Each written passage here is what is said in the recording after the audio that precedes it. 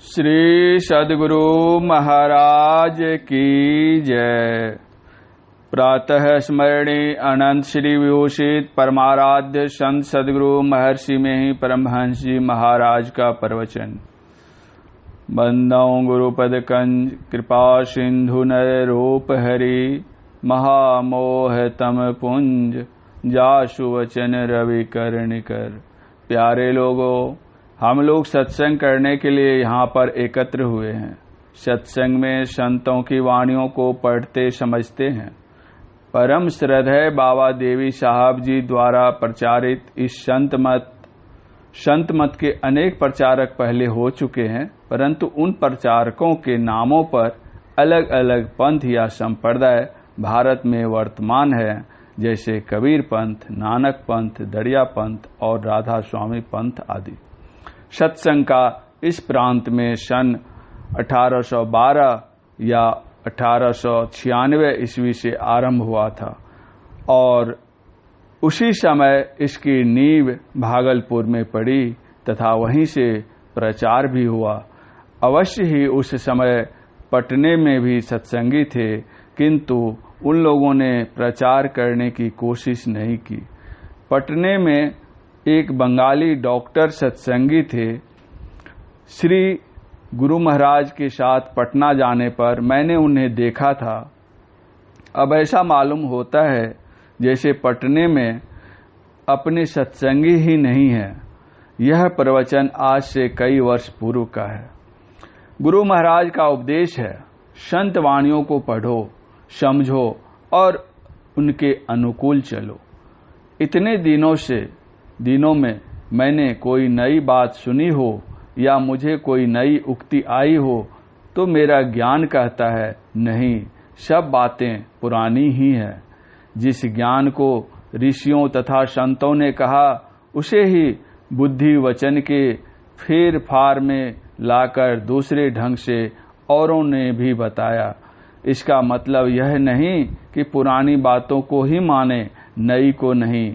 यदि नई बातों से लाभ हो तो क्यों न माने, किंतु संत मत की बात सब बातें पुरानी हैं, जिन्हें संतों ने वचन रूप में हम लोगों के लिए रख दिया है।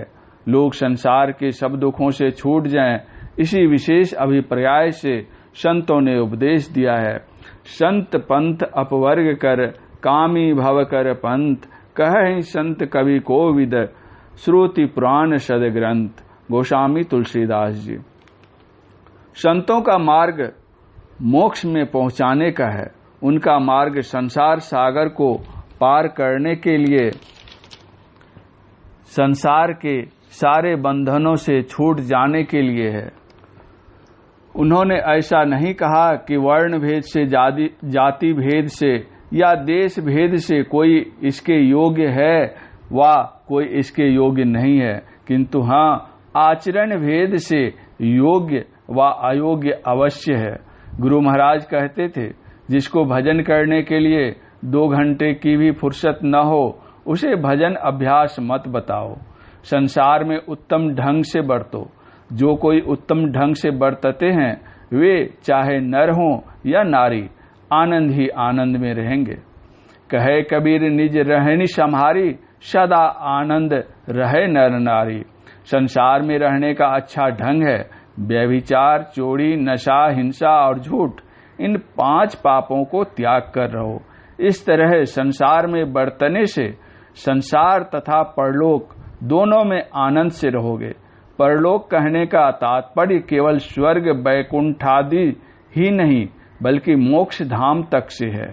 संत लोग भजन करने के लिए घर छोड़ने को नहीं कहते। वे कहते हैं, अवधु भूले को घर लावे, सो जन हमको भावे।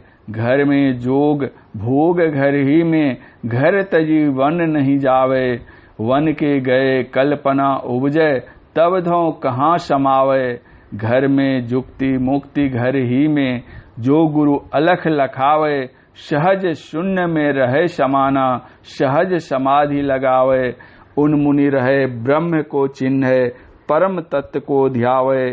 सुरत निरत सो मेला करिके, अनहद नाद बजावे। घर में बसत वस्तु भी घर है, घर ही वस्तु मिलावे। कहे कबीर सुनो हो अवधु, ज्यों का त्यों ठहरावे। कबीर साहब।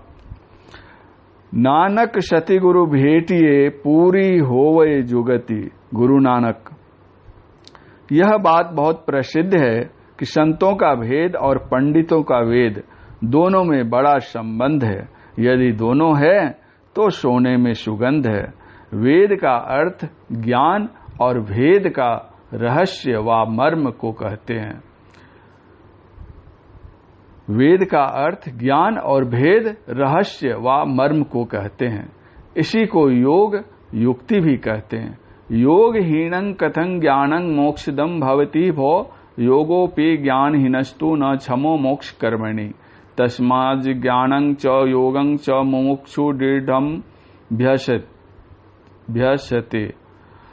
योग शिखोपनिषद। योगहीन ज्ञान मोक्षप्रद भला कैसे हो सकता है? उसी तरह ज्ञान रहित योग भी मोक्ष कार्य में समर्थ नहीं हो सकता। इसलिए ज्ञान और योग दोनों का दृढ़ता के साथ अभ्यास मुमुक्षु को करना चाहिए। संतों की वाणी और सत्संग में ज्ञान और योग प्राप्त होते हैं। गुरु नानक कहते हैं, जैसे जलमहि कमलु निरालमु मुर गाई नशाने, सुरति शब्दी भव सागरु तड़िए नानक नामु बखाने। रही एकांति एको मनि बसिया, आशा माही निराशा, अगमु अगोचर देखी दिखाए नानक ताका दासो। बिनु सत गुरु सेवय जोगु न होई, बिनु सत गुरु भेटे मुक्ति न होई। बिनु सत गुरु भेटे नामु पाया न जाई, बिनु सत गुरु भेटे महादुख पाई। बिनु सत गुरु भेटे महागर्वी गुवारी, नानक बिनु गुर मुआ जन मुहारी। ऊपर की वाणी में बतलाई हुई युक्ति से जो नहीं रहते हैं, परंतु क्षण भंगुर शरीर, स्वल्प जीवन काल और दुख परिणामी क्षणिक विषय सुख में जो लवलीन रहते हुए भी माते रहते हैं और इसी में अपना कुशल समझते हैं, वे अत्यंत भूल में हैं। उनको समझना चाहिए, चलना है रहना नहीं, चलना विश्वावीश। सहजो तनिक सुहाग पर, कहा गुथावें शीश। भक्तिन सहजोबाई। संसार के पदार्थों में अनासक्त रहते हुए अपनी घर गृहस्थी के कर्तव्यों का पालन करना चाहिए तथा उन कर्तव्यों के संग संग परमात्मा के भजन में भी लौ लगाते रहने का अभ्यास करना चाहिए। इसी आशय का उपदेश भगवान श्री कृष्ण ने श्रीमद् भागवत गीता में अर्जुन को दिया है। तस्मात् सर्वेषु कालेषु मामनुस्मर युद्ध च, सदा मुझे स्मरण कर और जूझता रह। और संतों ने भी इसी प्रकार कहा, जो कोई या विधि मन को लगावे, मन के लगाए हरि पावे। जैसे नटवा चढ़त बांस पर, ढोलिया ढोल बजावे। अपना बोझ धरे सिर ऊपर, सुरति बांस पर लावे। जैसे भुवंगम चरत वन में, ओस चाटने आवे। कभी चाटे कभी मणि तन चितवे, मणि तज प्राण गवावे।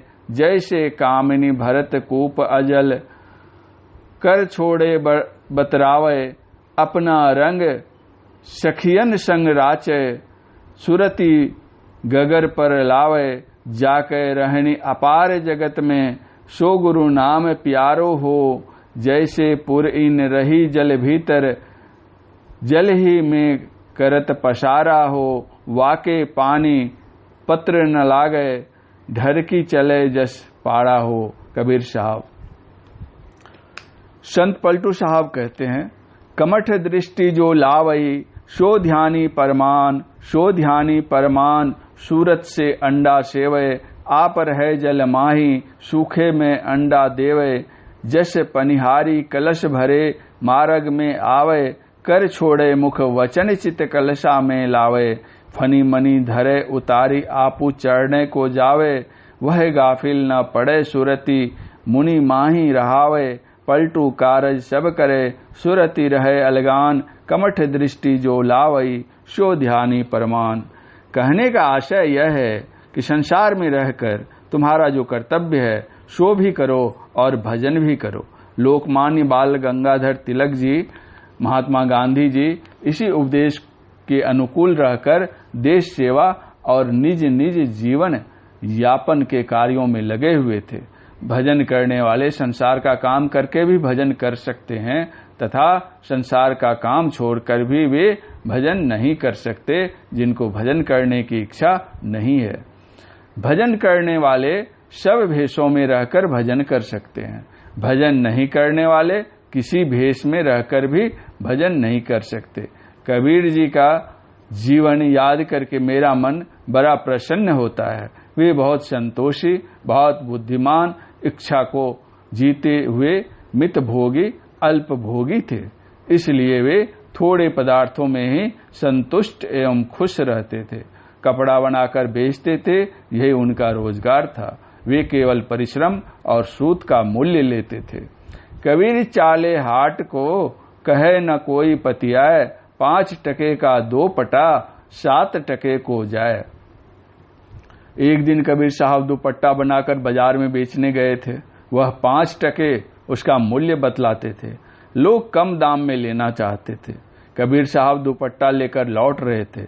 रास्ते में एक चतुर मनुष्य ने कबीर साहब से दुपट्टा ले लिया और उनसे कहा कि बेचकर मैं ला देता हूँ। वह 7 टके में बेचकर कबीर साहब के पास लौट आया और कहा, देखो मैंने 7 टके में बेचा है। कबीर साहब ने कहा, भाई मुझे तो 5 ही चाहिए।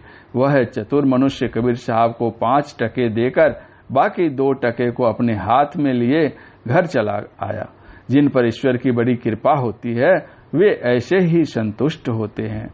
खुश खाना है खिचड़ी, माही पड़ा टुक नोन, मांस पड़ाया खाए कर गला कटावे कौन। कबीर साहब ने तो ईश्वर से प्रार्थना की थी कि मुझे सूखी रोटी दो। चुपड़ी मांगते मैं डरता हूं कि सूखी भी न छिन जावे। कबीर साईं मुझको सूखी रोटी दे, चुपड़ी मांगत मैं डरूं यह भी छीनी न ले। जो इंद्रियों के स्वाद को तुच्छ जानता है, इंद्रियों के स्वाद में फंसना अपने पर बंधन जानता है, वह गृहस्थ होते हुए भी योगी है। भजन करने की युक्ति से विहीन को कितना हो वैराग्य हो तो उनका काम पूर्ण रूप से बनने को नहीं है। इसलिए योग्य गुरु से युक्ति जानकर साधन में लगे हुए रहकर संसार के कामों को करते रहना चाहिए। परमाराध्य संत सद्गुरु महर्षि में ही परमहंस जी महाराज का यह प्रवचन ग्राम धरहरा, जिला पूर्णिया, जिला विशेषाधिवेशन के अवसर पर दिनांक 23/12/1951 ईस्वी के सत्संग में हुआ था। श्री सद्गुरु महाराज की जय।